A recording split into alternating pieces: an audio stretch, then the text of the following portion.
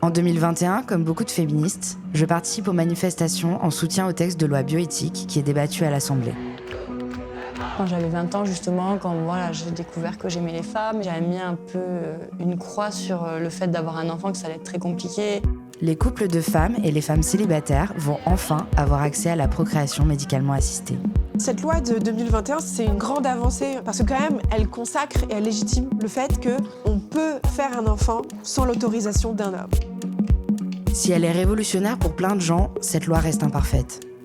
Les associations réclament déjà à l'époque qu'elle soit modifiée, notamment pour inclure les personnes transgenres.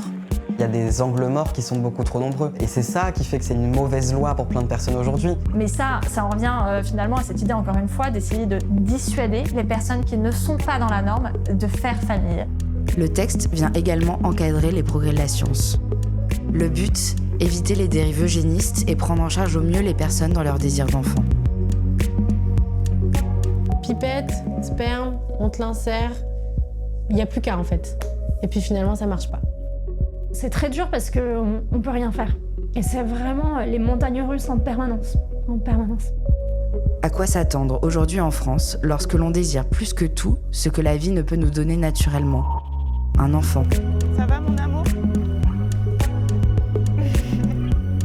Que reste-t-il à exiger de nos institutions pour que l'aide médicale à la procréation soit véritablement, enfin, pour tous ?